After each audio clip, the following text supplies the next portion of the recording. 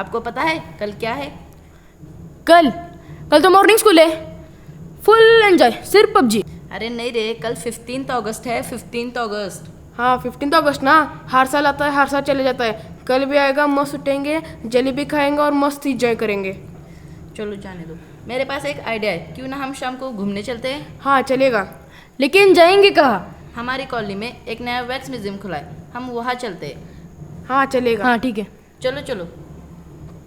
अरे वाह, अरे अरे सबके साथ तो सेल्फी निकालना बनता है। अरे वाह भगत सिंह, अरे अरे शिवाजी महाराज, शिवाजी महाराज भी बनता है। अरे झांसी की रानी, अरे अहिल्या भाई, अरे झांसी की रानी, अरे गांधी जी ऊपर से नीचे आ गए क्या? अरे मस्त। अरे चलो चलो, म्यूजियम बनवाने वाले, चलो चलो। अरे मुझे तो लेते जाओ। अरे कौन है? अरे भूत भूत भूत भूत। अरे मम्मी, लाइट भी चली गई। अरे यहाँ पे कौन है? चलो छुप जाते हैं।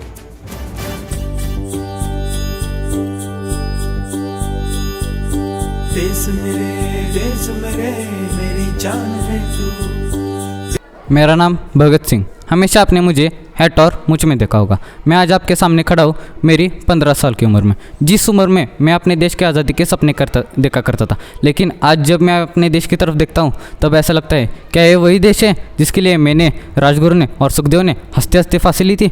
मैंने ये सपना तो नहीं देखा था कि लोग एक दूसरे को मारेंगे, एक दूसरे को दुख देंगे। धिक्कार है मुझे, धिक्कार है मुझे।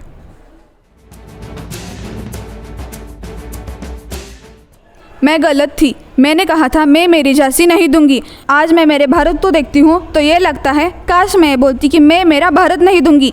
अपने स्वराज्य के लिए अपने बच्चे को तो खुद से बांधकर मैंने युद्ध लड़ा, फिरंगियों को सबक सिखाया। लेकिन आज मेरे ही देशवासी फिरंगियों की चाल चलने लगे हैं। मोबाइल, व्हाट्सअप इसमें ही मग्न है। आज उनको 15 अगस्त क्या होती है वो भी मालूम नहीं। धिक्कार है उन पर मुझे, जिन्हें स्वतंत्रता क्या होती है यही मालूम नहीं। हरे राम ये क्या है? मैंने तो ऐसा भारत नहीं बनाया था। मैंने कहा था कि सत्याग्रह के मार्ग पे चलो, अहिंसा का मार्ग चुनो, हिंसा त्याग दो, किसी की हिंसा मत करो। परंतु ये क्या, अभी तो ऐसा कुछ नहीं हो रहा है। अरे भारत एक भूमि का टुकड़ा नहीं, एक जीता जागता राष्ट्र है। अभी जो मेरे देश की ये हालत है, अगर इसी तरह रही तो मेरा सिखाए सभी संकल्प व्यर्थ चले जाएंगे। लोगों ने हमें एक पुतले के ढांचे में डाल रखा है। मैंने हमेशा कहा था कि सच के मार्ग पे चलो, झूठ का प्रयोग मत करो। हरे राम हरे राम। मेरा नाम अहिल्याबाई होलकर है। हमारे वक्त में औरतों को शिक्षित नहीं किया जाता था, परंतु मेरे पिताजी ने मुझे पढ़ना लिखना और धनुर्विद्या सिखाई। 8 साल की उम्र में मेरा रिश्ता तय कर दिया गया और जब मैं 21 साल की हुई तब मैंने सफ़ेद साड़ी ओढ़ ली, पर मैंने हार नहीं मानी। कुछ सालों बाद मुझे रानी की उपाधि दे दी गई। मैंने करीब 30 साल तक शासन किया। मैंने अपने ये 30 साल लोगों की सेवा में जुटा दिए ताकि मेरे देश की तरक्की हो सके। लेकिन आज मेरे भारतवासी उनकी ज़िंदगी के पल खुद को खुश रखने में बिता रहे हैं। क्या इसीलिए इतिहास में मैंने अपनी छाप छोड़ी थी? लानत है मुझे ऐसे लोगों पे जो अपने देश के लिए भला ना सोच सके। लानत है। मैं पठान होकर भी सरदार था। सरदार मेरा नाम नहीं, वो मुझे मिली हुई एक उपाधि थी।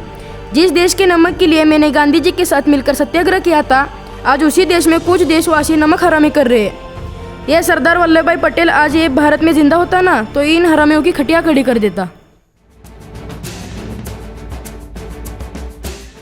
जगदंब जगदंब, ओळखलात का आम्हाला? हो, आम्हीच तुमचे राजे, शिवाजीराजे भोसले. त्यांना होते सर्व राजी, म्हणून तर आम्हाला नव्हती या स्वराज्याची काळजी. छत्रपती म्हणतात सारे, पण ते फोटोच्या नावाखाली का रे? हेच का माझे ते स्वराज्य, हाच का माझा तो भारत. असे ऐकलं होतं की मराठी वीर दौडले सात. अरे बाकीचे गेले कुठे त्यांची सोडून साथ. माझ्या मावळ्यांनी रक्ताचे पाणी केले या स्वराज्यासाठी. ना तो स्वराज्य उरला ना तो भारत उरला. लाज वाटते मला, लाज वाटते. खरं बोलताय शुभा. आज आपल्या स्वराज्याची स्थिती खूप बदलली आहे. आज स्वराज्य म्हणायला असं काही उरलंच नाही. स्वराज्य, स्व म्हणजे स्वतःच काहीच राहिलं नाही.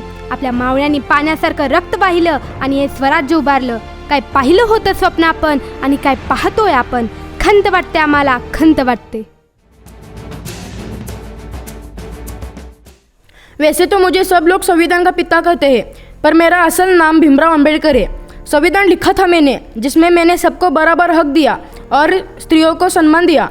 मुझे संविधान बनाने में 2 साल 11 महीने और 18 दिन का समय लगा, पर जितना ज़्यादा समय मुझे इसे बनाने में लगा उतना ही कम वक्त आप इसके नियम तोड़ने में लगा रहे हो। जिस छुआछूत का मैंने नामो निशान मिटा दिया था, वही छुआछूत आप अभी भी करते हो।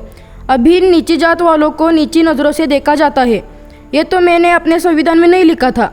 आप सब लोग मेरी जयंती के दिन मेरी पूजा करते हो, पर इस बात से मुझे दुख होता है क्योंकि मेरी पूजा करके तुम मेरे नियमों को विपरीत जाते हो। आज हमारा देश तुम लोगों की वजह से इतना पीछे है। मैं 36 साल की थी जब मेरा देहांत हुआ। मेरा नाम कमलन है। भारत के स्वतंत्रता के लिए छोटा सा योगदान मैंने भी किया। 1919 में जालियनवाला बाग हत्याकांड हुआ। लोग अपने देश के लिए अपनी जान दे रहे थे क्योंकि उन्हें किसी फिरंगी के हाथों से नहीं मरना था। मैंने यूरोप में रहकर अपने भारत और भारतीय संस्कृति को कभी नहीं भुलाया, पर आज हमारा भारत अपनी संस्कृति को भुला रहा है। नमस्कार, मैं सावित्रीबाई फुले।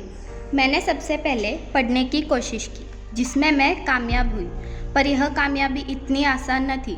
बहुत मुश्किलों से मिली, बहुत सारी कठिनाइयाँ आई, परंतु मैंने उनका डट कर सामना किया क्योंकि मैं चाहती थी कि कोई नारी अकेली ना रहे, उसके साथ शिक्षा का साथ हो, हर औरत शिक्षित नारी कहलाए। लेकिन अब ये मेरे देश में क्या हो रहा है? औरतें शिक्षित हो रही है, लेकिन क्या उन्हें उनका मुकाम मिल रहा है? क्या इसीलिए मैंने नारी शिक्षा शुरू की थी? मन करता है आज मैं फिर से जिंदा हो जाऊं और चीख चीख कर बताओ कि पढ़ो और पढ़ाओ। आज भी देश में कई औरतों को शिक्षा नहीं मिलती है।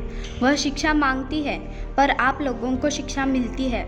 शिक्षा का सदुपयोग करो, आगे बढ़ो। आपका एक कदम कितनी औरतों की ज़िंदगी बदल सकता है। मैं हूँ आयरन लेडी, भारत की प्रथम नारी प्रधानमंत्री इंदिरा गांधी। मैंने मात्र 11 दिनों में पाकिस्तान को घुटने टेकवाने पर मजबूर कर दिया और बांग्लादेश को मान्यता दे दी। मैंने किसानों, कामगारों और आम इंसानों की ज़िंदगी बेहतर बनाने के लिए बैंकों का राष्ट्रीयकरण किया और इन्हीं बैंकों में सफ़ेद कपड़े पहनने वाले लूट रहे हैं। बैंकों का निजीकरण किया जा रहा है। मैंने 15 सालों तक लगातार 3 पारी प्रधानमंत्री रही। मुझे इस बात का दुख होता है कि मैंने भारत जैसे गणराज्यों में पहली और आखिरी नारी प्रधानमंत्री रही। बस करो तुम लोग, किन्हें बता रहे हो? जिन लोगों को स्वतंत्रता का मतलब नहीं पता, इस देश का मतलब नहीं पता, उन्हें आप लोगों के बारे में क्या पता होगा? अरे ये सब लोग ऐसे समाज में जीते हैं जहाँ पत्थर की मूर्त को लगते हैं 56 भोग और भूखे नंगे तड़पते सो जाते लोग। अरे मजदूर को मजदूर समझो, मजबूर नहीं, और गरीब को काम दीजिए, दान नहीं। और दान देने की इच्छुक है तो जीते जी रक्त दान दीजिए और मरने के बाद अंग दान देकर किसी मरते हुए को जीवन दान दीजिए। यही सच्ची राष्ट्रभक्ति है और यही सच्चा राष्ट्र प्रेम। अब तो लोग जमीन के छोटे से टुकड़े के लिए एक दूसरे से लड़ते हैं और मुझे माँ कहते हैं। क्या कोई अपनी माँ का इस तरह बंटवारा करता है? जो लोग खुद को राष्ट्र प्रेमी बताते हैं, उन्हें मैं एक बात बताना चाहती हूँ कि अगर सच्चे राष्ट्र प्रेमी हो तो एक दूसरे की मदद करना सीखो, उनके अच्छे काम में उनका साथ दो, उनका हौसला बढ़ाओ, एक साथ मिलकर रहो। यही एक स्वतंत्र भारत की पहचान है और इन सब के जिम्मेदार तुम हो। हाँ, सिर्फ तुम। मैं तुम्हें बोल रही हूँ, दे सकते हो मुझे अपनी आज़ादी, अपना स्वाभिमान? दे सकते हो? बोलो, दे सकते हो हमारा भारत, हमारी आज़ादी? बोलो, दे सकोगे? दे सकोगे?